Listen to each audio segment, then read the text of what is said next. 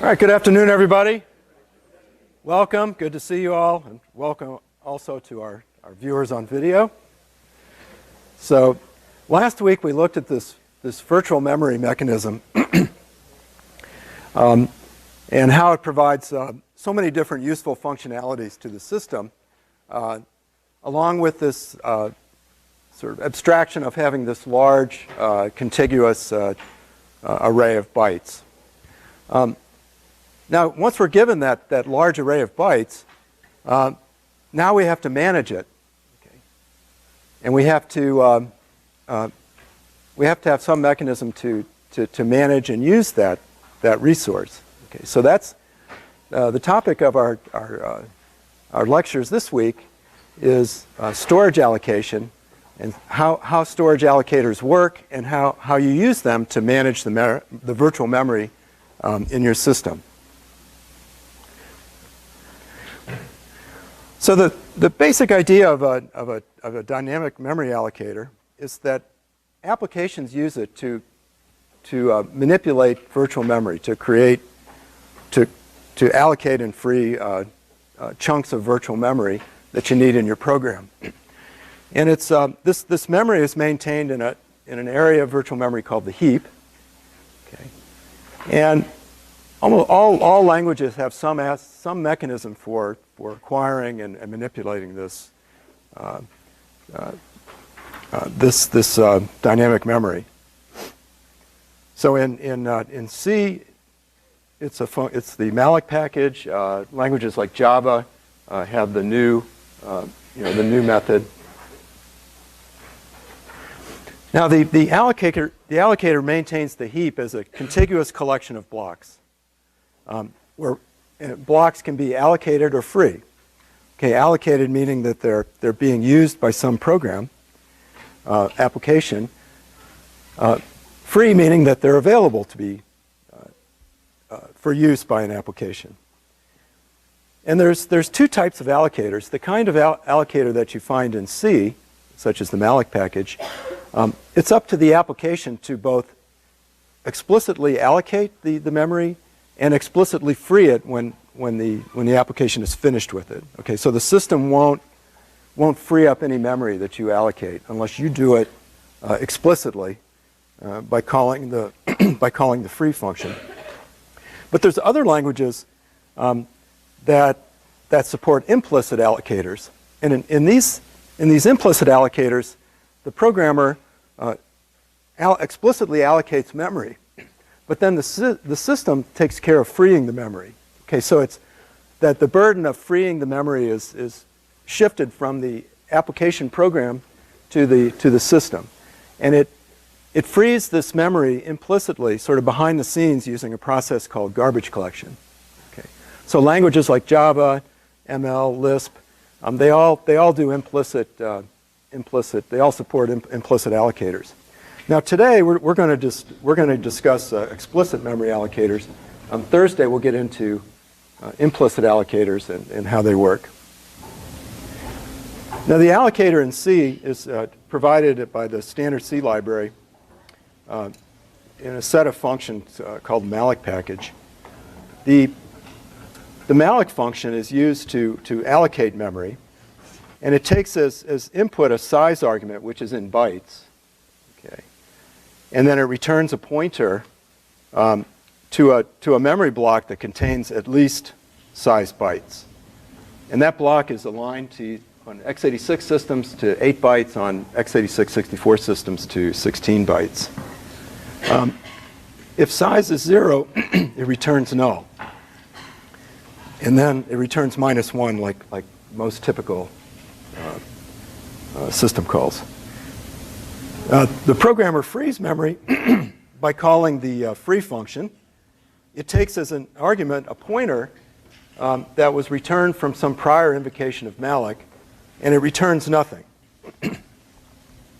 And it frees that, given this pointer that was returned by the prior invocation of malloc, it frees the block at that address, and then returns that block to the pool of available memory. Now there's some other functions CALLOC is a version of malloc that gives you an initialized block of memory that's initialized to 0. And realloc, you can malloc a block and then call realloc to change the size of that previously allocated block.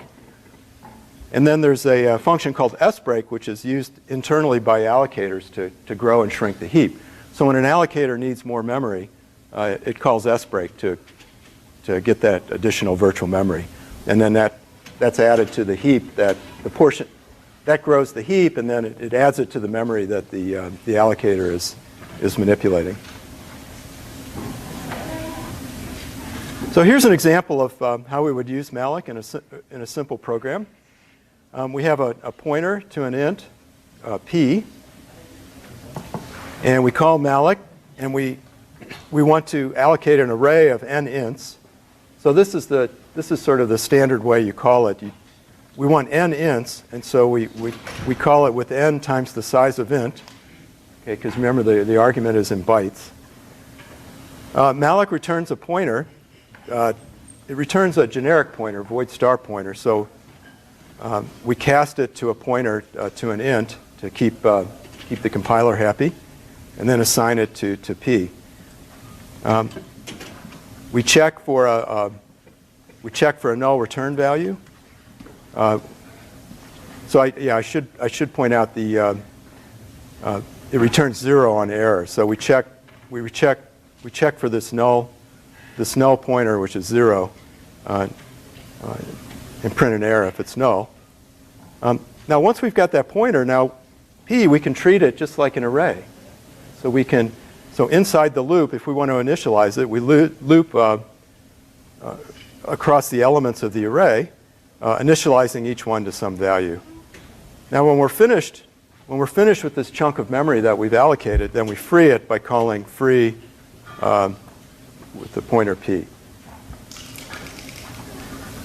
Okay, now so we're going to look today at how functions like malloc and free are implemented. So we're going to make a few simplifying assumptions.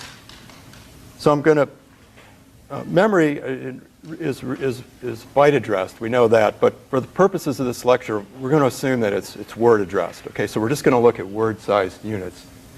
And I'm going to assume that words are 4 bytes. So basically the size of an int. So this isn't true. I need to fix that. So basically, we're going to think of words as 4-byte quantities, sort of integer-sized quantities. And then our blocks are contiguous chunks of those words that can be either allocated or free. So here we have a portion of the heap which consists of a 4-word allocated block followed by a 2-word free block, followed by another 4-word allocated block, followed by a 3-word free block. And we'll indicate these free blocks by white, and we'll indicate allocated blocks with some shade of color. So let's look now how a sequence of allocations and frees would work. And now notice I'm calling malloc with the size in words, not bytes, just to keep these pictures simpler. So in this, first we call malloc and allocate a 4-word block. Then that gives us a pointer p1. Then we call malloc again to get a 5-word block. So it just takes one of the free words and allocates it. We call malloc again to get a 6-word block. And then we free the block that's pointed at by p2, this purple block. Okay, so now that frees up that block. And then we do another allocation for a 2-word block. And so the allocator looks to see if it can find a free block that has enough room, and it finds this free block here that has 5 free words, and then it allocates the requested block inside of that free block. Now, allocators work under a lot of a lot of different constraints. Okay, so it's hard to write an allocator because of all these constraints. Applications can choose any combination of allocated and free blocks, so you can't predict what an application is going to request. And the application is required to free a block when it frees a block, to pass a pointer that was returned from a previous invocation of malloc. Okay, so the application has a few constraints, but really the only one that it has is that the fact that when it frees something, it has to be a pointer from a previous invocation of malloc. Now the malloc operates, or allocators like malloc operate under a lot of different constraints. They can't control the size or the number of the allocated blocks, because they have no control over what the application's doing. If an application calls malloc, malloc has to respond right away. You might be able to do a more efficient version by batching up requests and then responding to all those requests at once, but the allocator can't do it. When it gets called, it has to process the request and then return right away. Of course, it has to allocate blocks from free memory, so in general, it can't touch any allocated block. Right? Once it allocates a block, that block belongs to the application, and the malloc package can't touch it. Now, this has a number of implications. So this means that the allocator can't move blocks around. Like it can't compress blocks. Like an allocator might want to take allocated blocks and smush them all together to create larger free blocks. Okay, but it can't do that. Okay, so once in a language like C, once an allocator gives a block to an application, it can't touch it. Okay, now blocks because blocks are holding data structures like structs or scalar objects, it has to be aligned to the size of the largest object that can occur. Okay, and so for 64-bit systems, that's 16-byte alignment. For 32-bit systems, it's 8-byte alignment.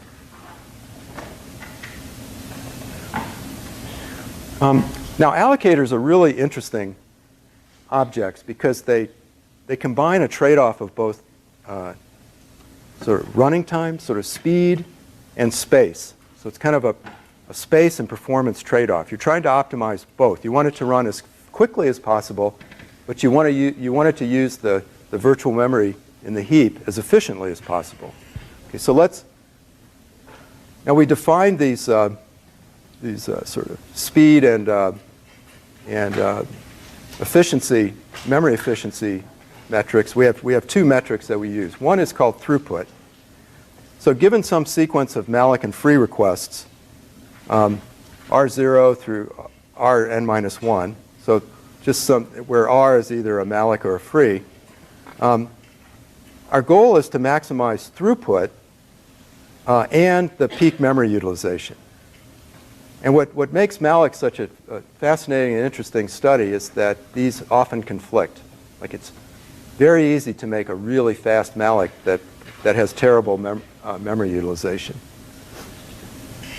So throughput is just the number of completed requests per unit time. So if we have 5,000 malloc calls and 5,000 free calls in 10 seconds, then our throughput is 1,000 operations per second. So it's just measuring sort of how efficiently our malloc can process these requests from an application. Now, peak memory utilization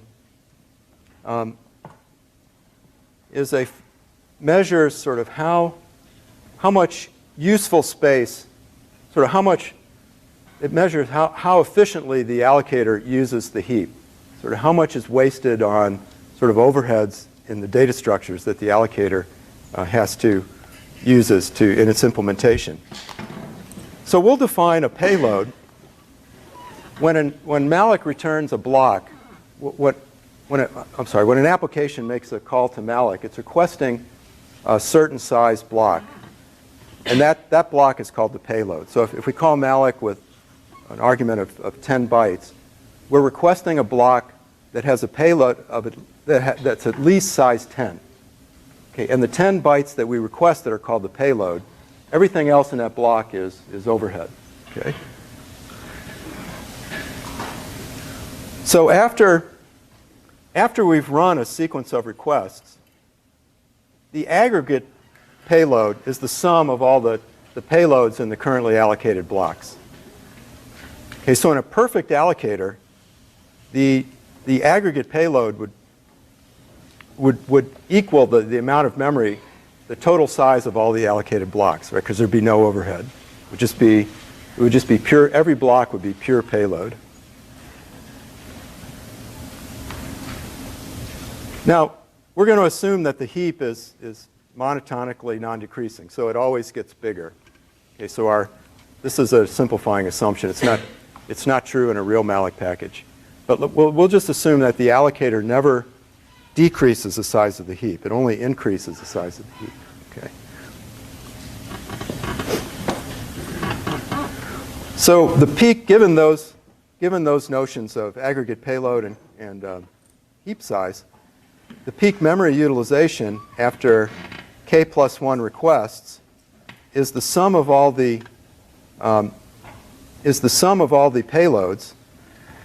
divided by the total size of the heap. So in the best case, each block in the heap consists of pure payload, so the utilization would be 1. Okay, that's the best we can do. But in practice, each block, the allocator is going to have data structures and padding inside of each block that keep it from getting a perfect utilization. Now, one obvious thing is that since blocks have to be aligned to some, if they're 16-byte aligned, then blocks have to start on 16-byte boundaries, and they have to be at least 16 bytes. So if you were to request a payload of 2 bytes, you'd have a lot of wasted bytes, right? That would sort of decrease the utilization. So this is some of this overhead is unavoidable, but your job as someone who implements malloc is to try to keep that as small as possible. So poor memory utilization is this example that we just talked about is an example of what we call fragmentation. And there's 2 types of fragmentation. Internal fragmentation occurs if the payload is smaller than the block size. So that was just what we were talking about. And this can be caused by either padding in the block or some kind of data structure in the block that the allocator needs.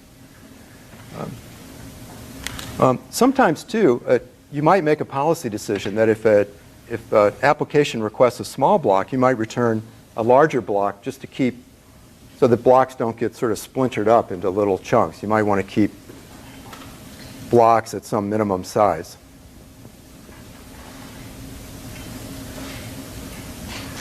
Now, internal fragmentation, given a series of requests, we can just stop and freeze the heap, and it's very easy to sort of compute the amount of internal fragmentation. We can, at any point in time, we can just look at all the previous requests that we've made and look at the size of the payload for each one of those requests.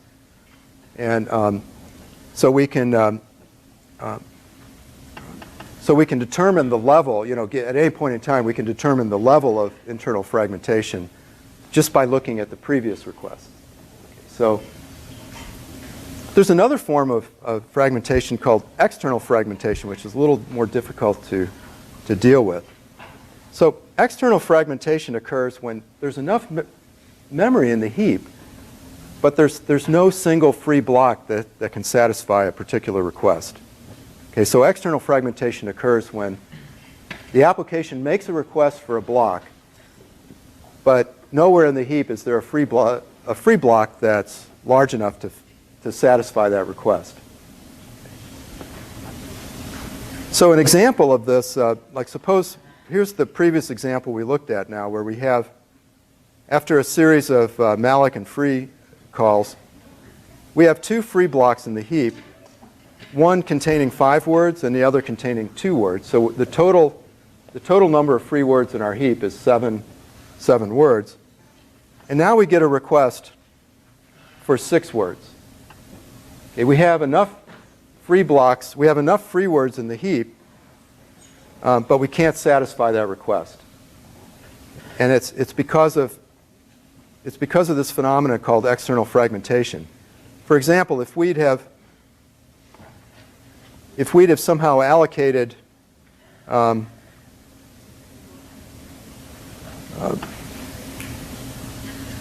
yeah, I don't know. In this case, I don't think we could have avoided the external fragmentation.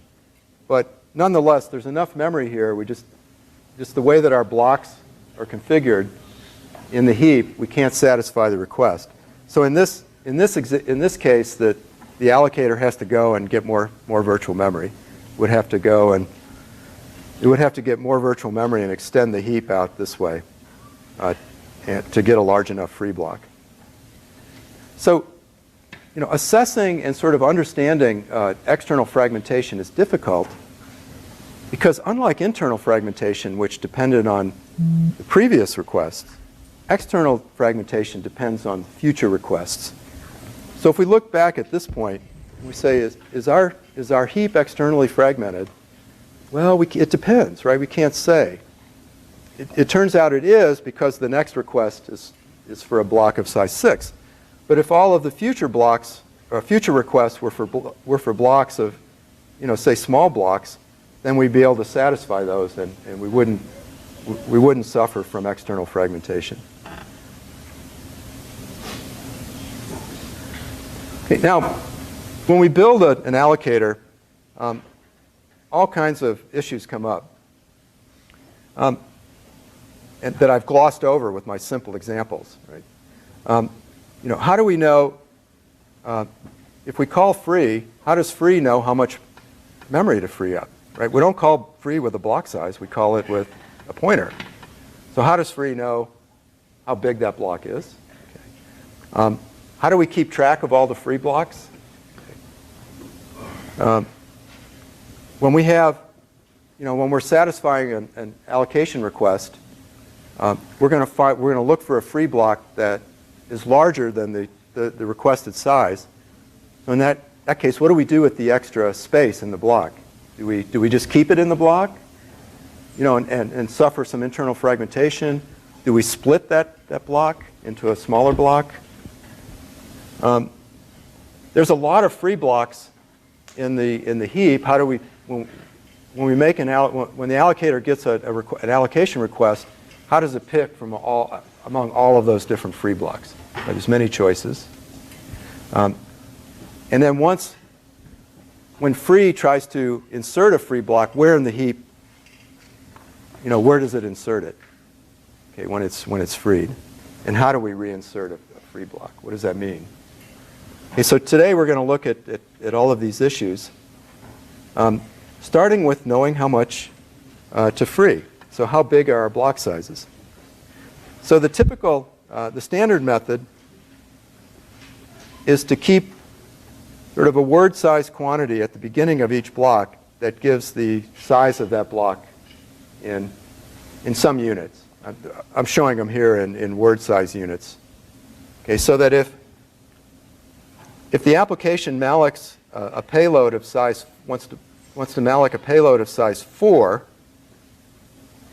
then the allocator needs to find a block of size 5, so consisting of 4 payload words, at least 4 payload words, and then a header block a header word at the beginning that indicates the total size of that block. And then it returns a pointer, P0, in this case, to the beginning of the payload. Okay.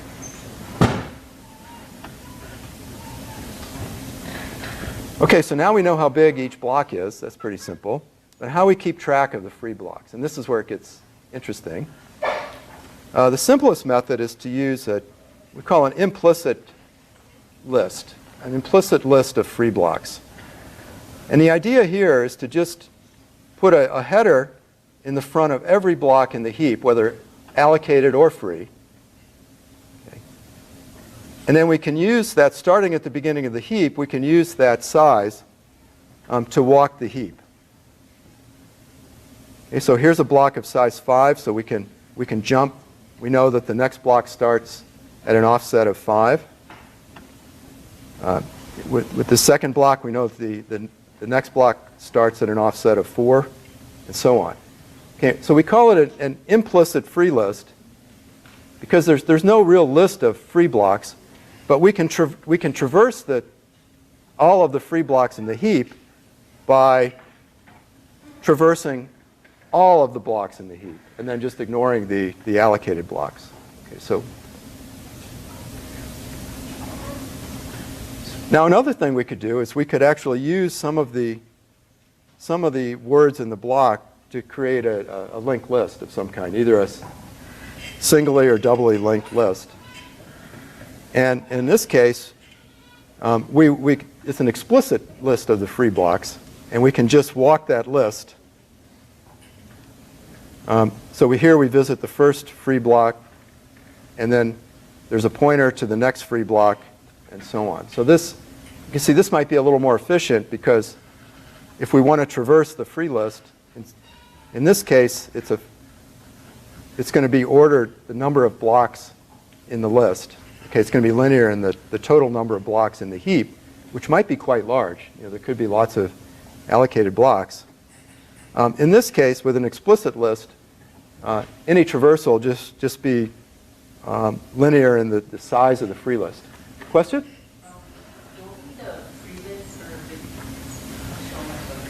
Yeah, the question is, don't we need a free bit? And we do. And that's the next question.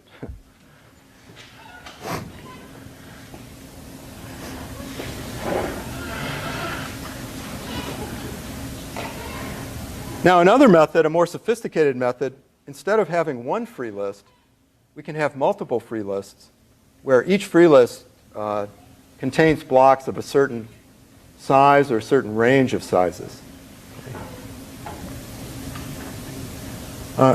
Or we can get really fancy and use some kind of a balanced tree to sort the blocks, to use the tree to sort them by size order.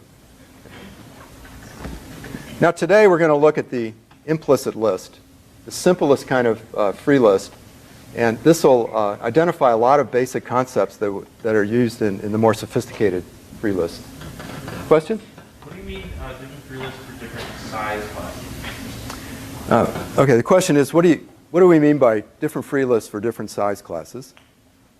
So what I mean is that you identify a range of sizes, and you associate that range with each of these individual free lists.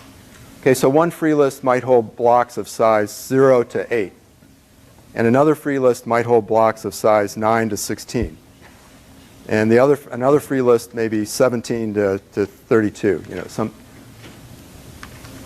and so you're guaranteed. You now know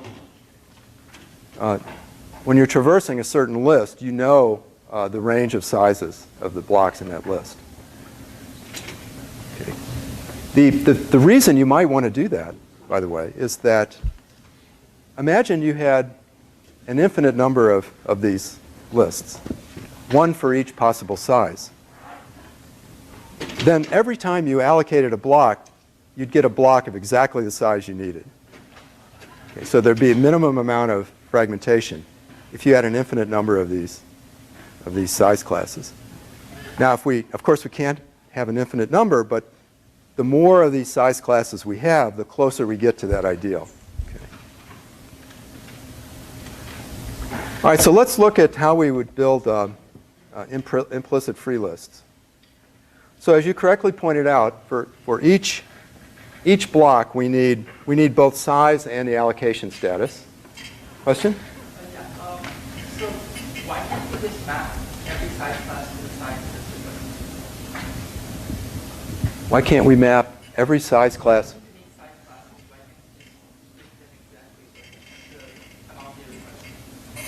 Why can't we have a number of size classes defined by the number of size requests? Yeah, so why can't we have an infinite number of size classes?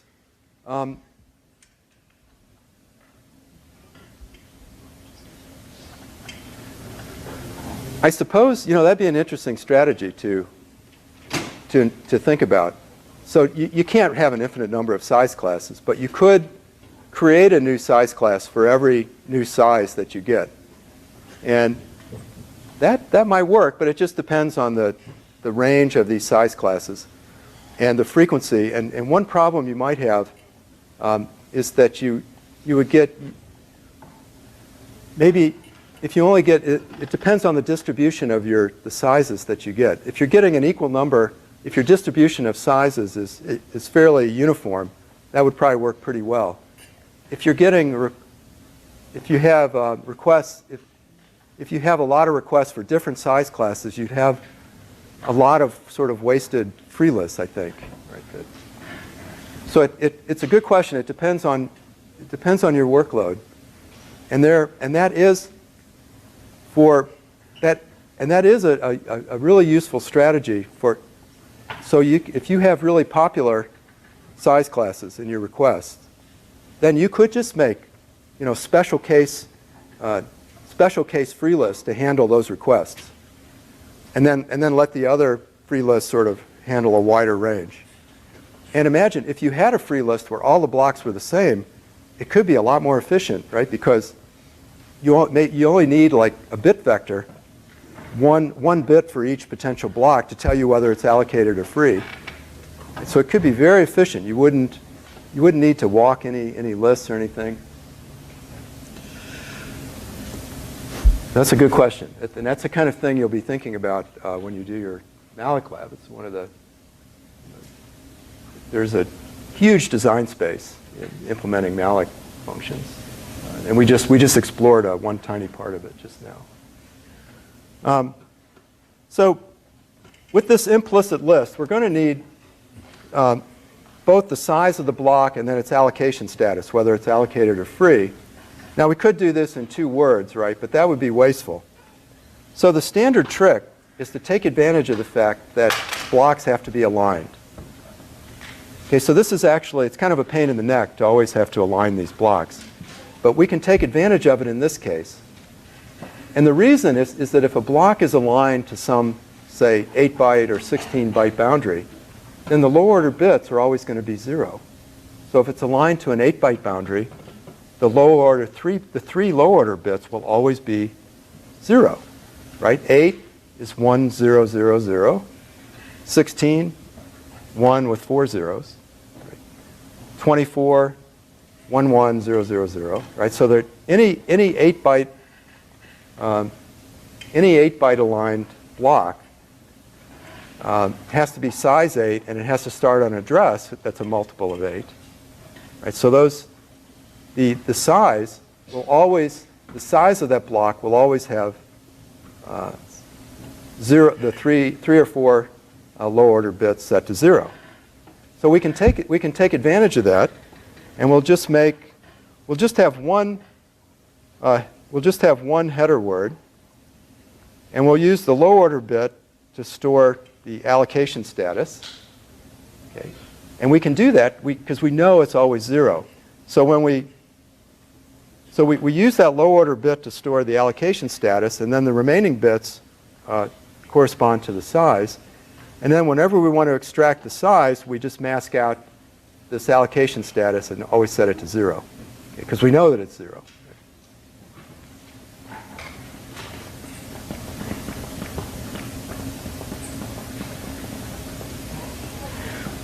So let's look in detail given this form of implicit list, how we might set things up.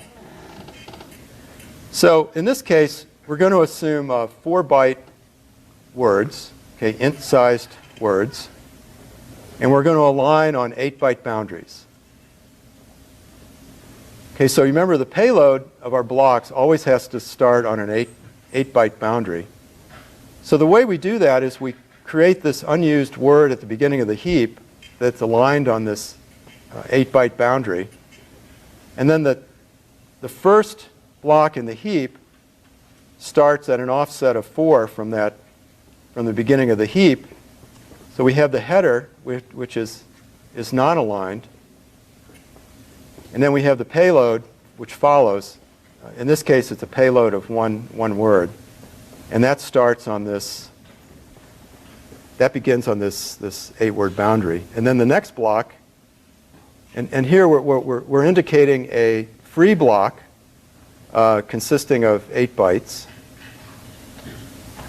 And then that's followed by an allocated block, the one here, of 16 bytes, or four words. And now the payload is only 2 words, so we have to pad, right, all of our blocks, because we're assuming that they're aligned on 8-byte boundary. All of our blocks have to be a multiple of size multiple of 8. Okay, so here's a case of internal fragmentation where we have this extra block in order to maintain the alignment requirement. So that ensures that the next block's payload starts at an 8-byte aligned boundary, and so on. And so we can walk this heap by just following these headers, masking out the allocation bits. And then we have this special epilogue block, which is it's a block with a 0-sized payload. It's an allocated block of size 0. Okay, and this is a trick. This is a trick you should use too. So this, and we'll see when we look at coalescing why this helps. But this allocated block at the very end eliminates some sort of special cases when we start to coalesce free blocks. And we'll talk about that in just a moment. But you can finish this allocated block of size 0 is also helpful in terminating. When you're walking this list, you can check for a allocated block of size 0 to terminate your search. Okay, so given this kind of structure then, how do we find a free block? Okay, there's a number of different ways.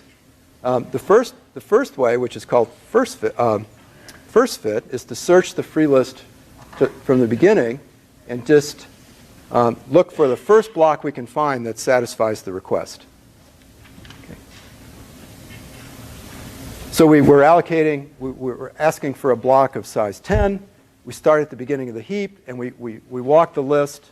We walk the heap looking for a free block that's at least size 10. And it needs to be 10 plus the size of our header too. So so that's a simple idea. Now, some people have proposed an alternative called next fit. So the idea here is that instead of starting over each time from the beginning of the heap to find a block that fits, we just pick up where we left off the last time. Okay, so we scan the heap till we find a block that's big enough to satisfy the request, and then we remember where we left off. And the next time a request comes in, we pick up the search starting where we left off. Now this seems like it would be a good idea, but empirical studies that people have done have shown that this actually results in worse fragmentation. So, you can consider it, but it's generally probably not the best thing to do. Now, another alternative is to find the block in the heap, a free block in the heap that's the best fit. So in general, look at all the blocks in the heap and find the block that fits the best. Okay, so if we ask for 10 bytes, try to scan the heap for the block that has the closest to 10 bytes in it. Okay, so that's called best fit. And best fit, you can see it might be more, it sounds like it would be a lot more expensive, right? Because you'd have to look, instead of just looking until you find a fit, you'd have to scan all the free blocks and then pick the best one. Okay, but it has a nice property that it improves memory utilization. Okay, so this is a classic example of the space-time trade-off. So it's slower, but it improves our use, the efficiency of the way we use memory.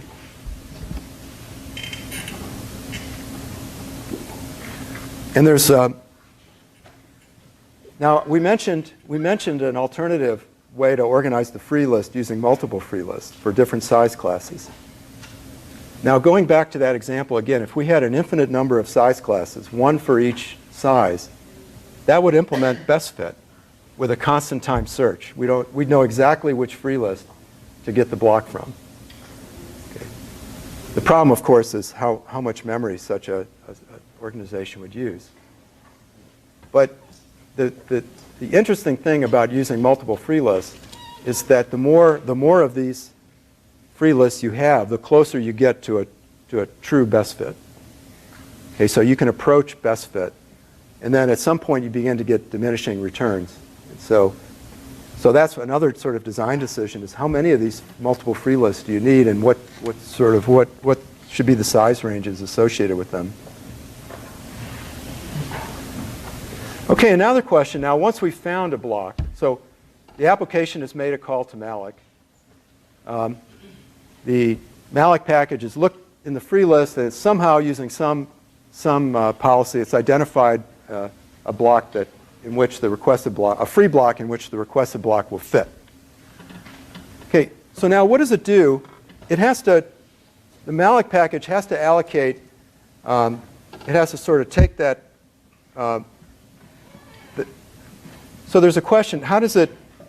It could allocate the whole block and return that back to the programmer, or it could choose to split out a portion, just only the portion of block that's needed, and then create a smaller free block.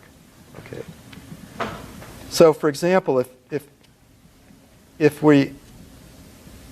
our application has requested a block of size 4, or I'm sorry, if the malloc package is determined that in order to satisfy the application request, it needs a block of size 4, okay, including the header, then it would look and it would try to find a free block of at least size 4. So let's say it chooses this block for some reason, maybe because it was a next fit picked up here. So this free block is actually contains 6 words. So the allocator has to decide whether just to keep this block of size 6 and just return that back to the application, or whether to split that block into 2 blocks, into an allocated block of size 4, which it then returns to the application, followed by a free block of size 2.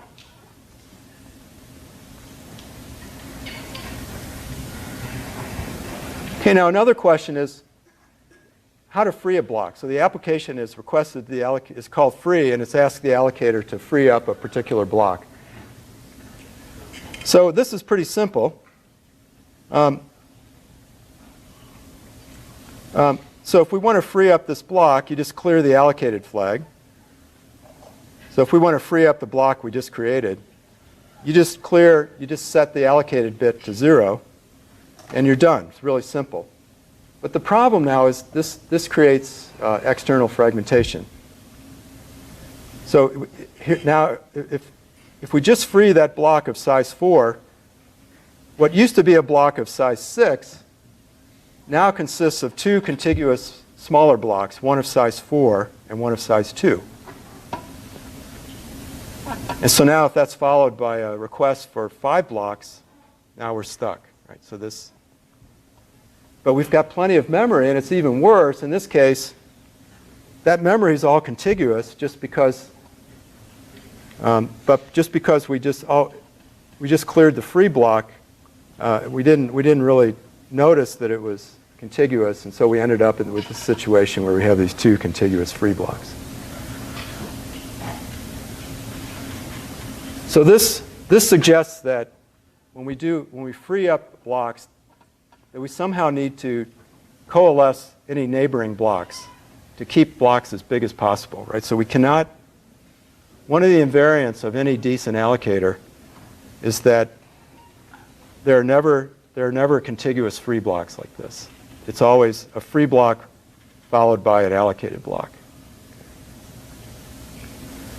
Okay, so the idea is that if we free a particular, so here we have this allocated block, and if we free that block, then we somehow have to check and see if there's any adjacent free blocks, either following, either next in memory or previous in memory.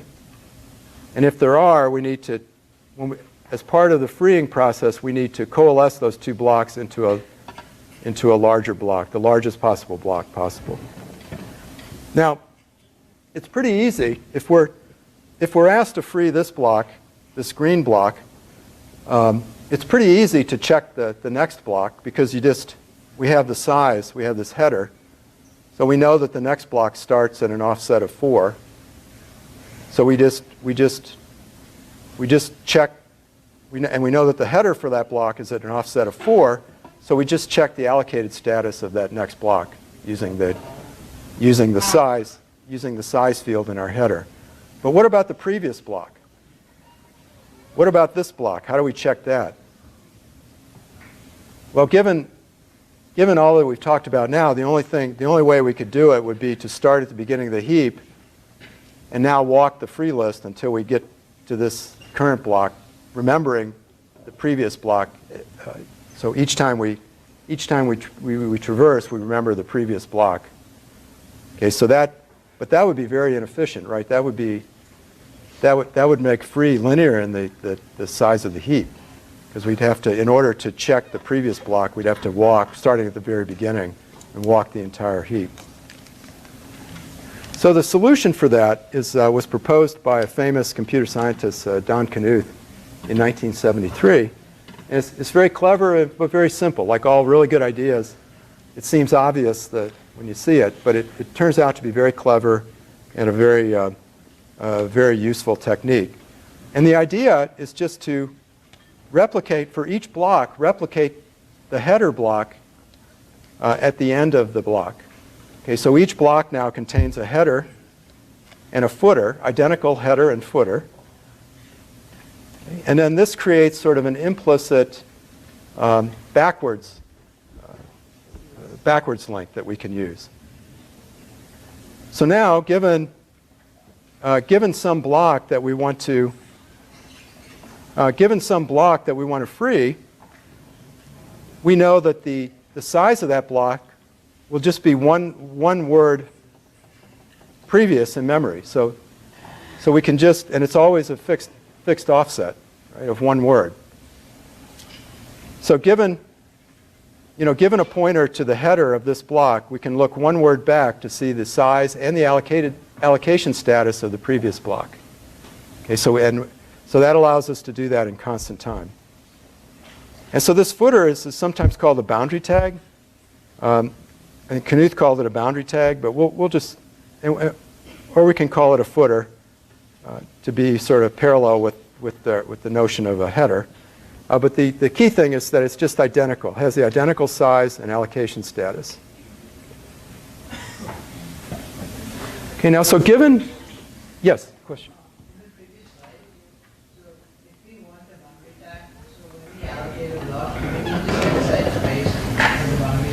So the question is, if we want to have a boundary tag, when we allocate a block, do we need to set aside space for it? And the answer is yes. Most of the time. I'll show you one optimization in a bit. Okay, so given this idea of the boundary tag, and given that we have some allocated block that we want to free, this yellow block.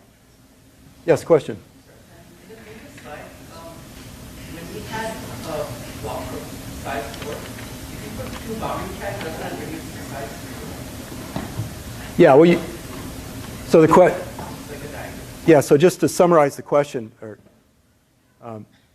you need to, when you allocate, when you're looking for blocks that fit, you have to include the size of the header and the boundary tag.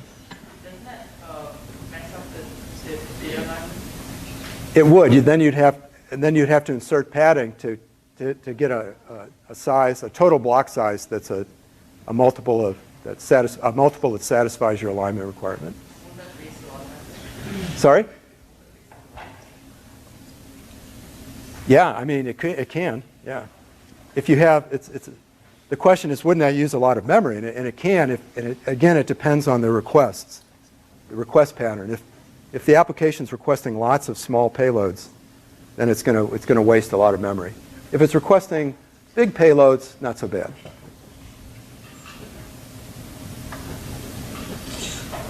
Okay, so given that we have some block that we want to free, there's 4 cases that we need to consider when coalescing.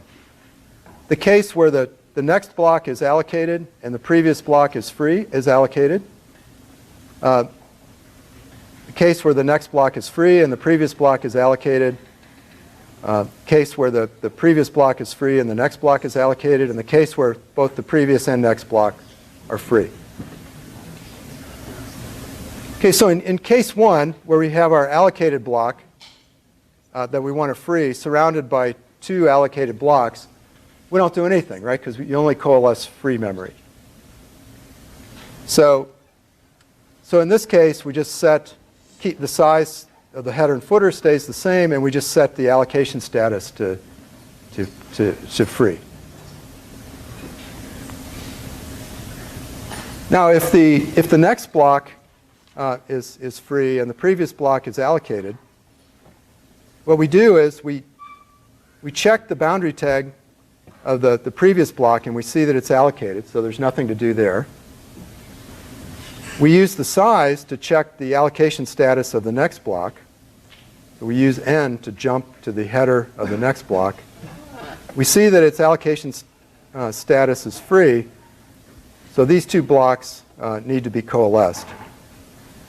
So we do that by just adding the 2 sizes together to create this larger coalesced block and setting its allocation status to 0.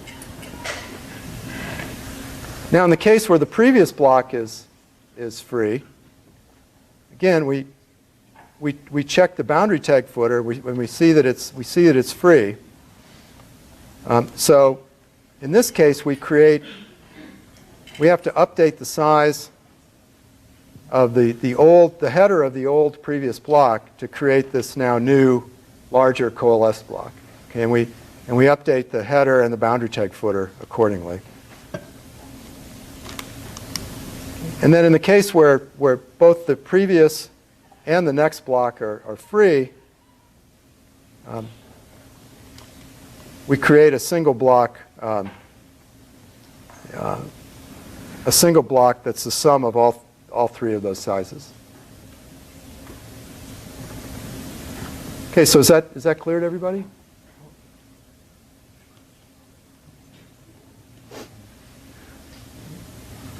Now, as you correctly pointed out, that boundary tags can create additional internal fragmentation, right? Because they're not part of payload. So by definition, they're overhead. And so you might ask yourself, are there any cases where you don't need a boundary tag?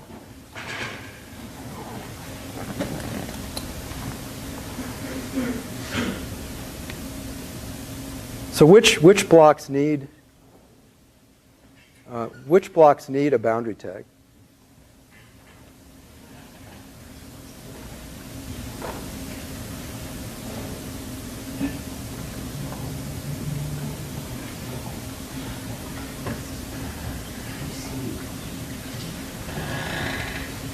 Could you get away? Does an allocated block need one?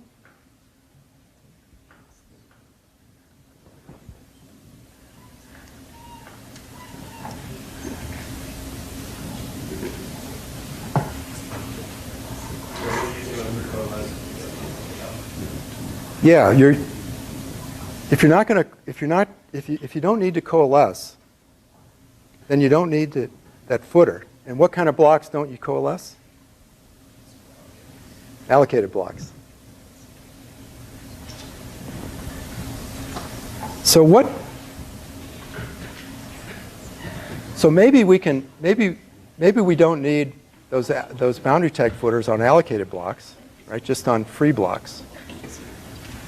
But then how are we going to determine that the previous block is allocated or free if an allocated block doesn't have a boundary tag footer?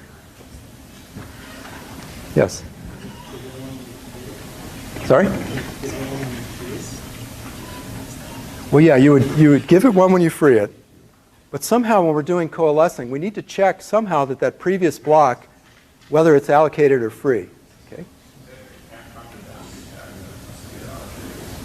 But how does it know whether it's a boundary tag or not? Not sure. No, that's okay. That's okay. Yes. You have a couple spare bits. You got one of them is the allocated bit for the Bingo. You got it. So you remember this. Remember because of our alignment, we've got multiple, at least 3 bits, 3 or 4 bits that are always 0. We're only using one of them. So why not use another one to contain the allocation status of the previous block? Okay, so very good. That was all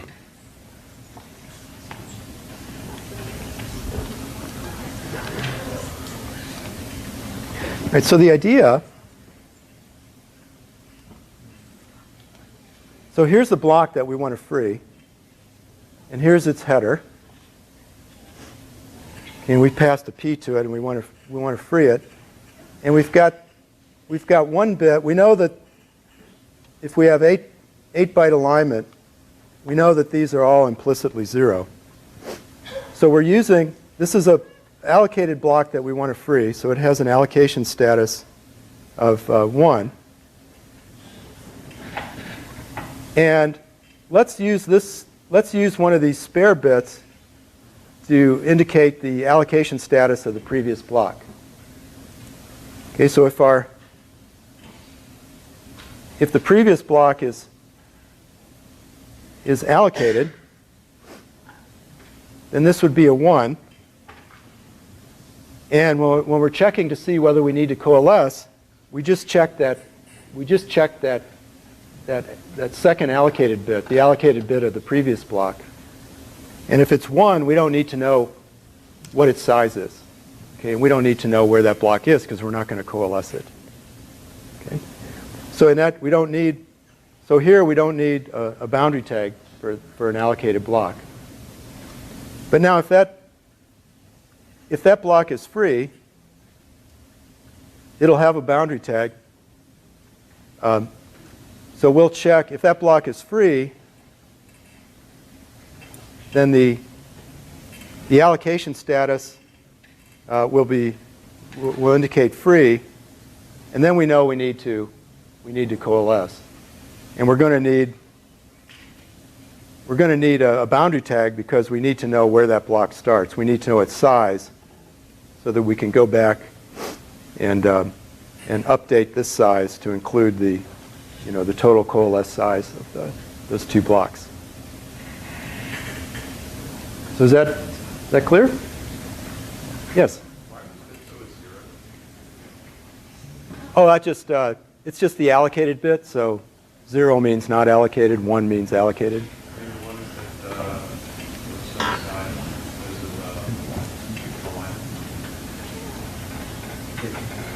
Oh, why are those bits why are the bits always 0? Okay. So blocks have to be aligned to 8-byte boundaries. Okay, or payloads have to be aligned to 8-byte boundaries. Okay. That means that blocks have to be, the size of blocks has to be a multiple of 8. Because it's the same thing as when we were doing padding alignment in structs. The next, each block has to be, a size has to be a multiple of 8 so that the block that follows it in memory is aligned properly. Okay? So you guarantee, because of the alignment requirement, you're guaranteed that of 8 or 16, you're guaranteed that the size of the blocks are always multiples of either 8 or 16. Okay, and because that size is always a multiple of 8 or 16, you're guaranteed that either 3 or 4 bits are all zeros.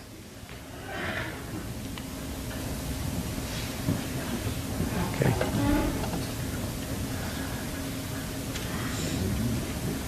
Any other questions?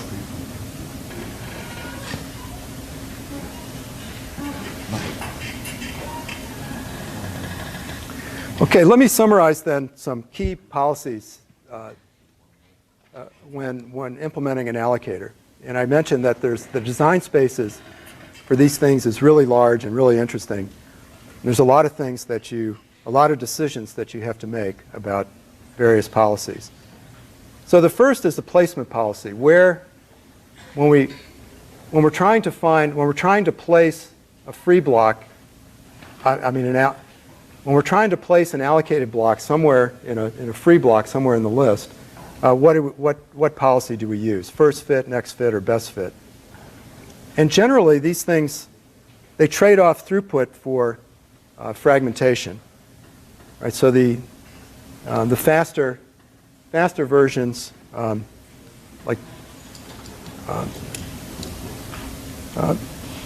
if you're willing to deal with lower throughput, like in the case of best fit, then you can get better memory utilization.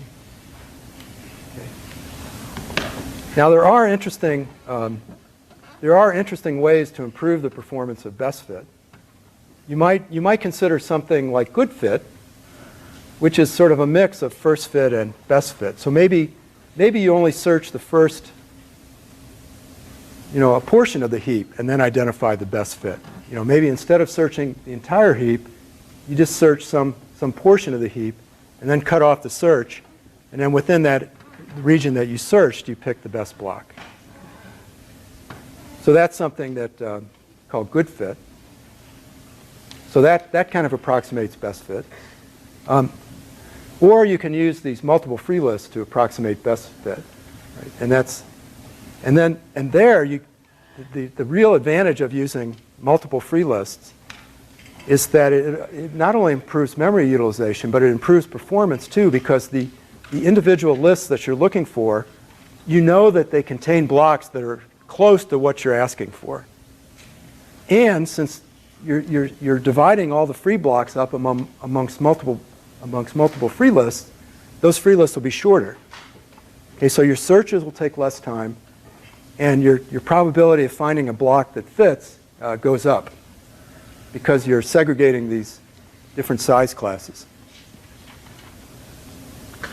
Now we also have to decide on some splitting policy. So when we find a free block that's big enough, what do we do with the leftover part of that block? Once we've placed our allocated block into that free block, what do we do with the leftovers? Do we just leave the leftover part in the block itself and return that back to the application? Avoiding, so that sort of keeping larger blocks? Or do we go ahead and split it like I showed before, and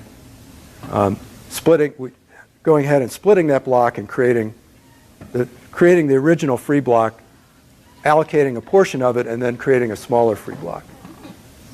So that's a policy you may want to for small requests for small payloads, up to a certain size, you may not want to split. So you may decide not to split blocks smaller. You may decide not to create free blocks that are smaller than some threshold, right? And only splitting for requests for larger blocks. And then there's a coalescing policy. Now we've seen freeing is pretty quick now. It's constant time because of the boundary tag footers. But you may want to try to speed that up even more by deferring the coalescing. So you can do coalescing every time the free is called, like we just looked at, or you could defer coalescing to some later time. Maybe when you're scanning the free list, trying to place an allocated block in response to a malloc call, maybe as you scan that free list, you could go ahead and do the coalescing at that time. Right, so I'm not saying which one is better. It's really hard to argue for deferred coalescing, given the constant time performance of boundary tag based coalescing. But it is an option. Okay, so here's a summary then of implicit lists. This is the simplest, well, it's a very simple kind of allocator. The cost to allocate is linear in the size of the heap. Okay. Worst case. the cost of free is constant time, even with coalescing. Memory usage will depend on the placement policy, right? First fit, next fit, or best fit. It's not used in practice because of the linear time cost of allocation. Okay, but it can be used in sort of special purpose allocators where you have a small number of size classes maybe, or you have you know that you have a very small or fairly small free list. But the ideas of splitting and coalescing that we looked at are general to all allocators. Okay, so the idea of a boundary tag-based coalescing is used regardless of the structure of your free list. So implicit lists are useful to study because they introduce some important concepts, but generally they're not that useful. Okay. So next class we'll look at some more sophisticated organizations of free lists, the explicit list and multiple free lists in particular. Okay. All right, so we'll see you then. Good luck on your shell lab due tonight, and we'll see you on Thursday.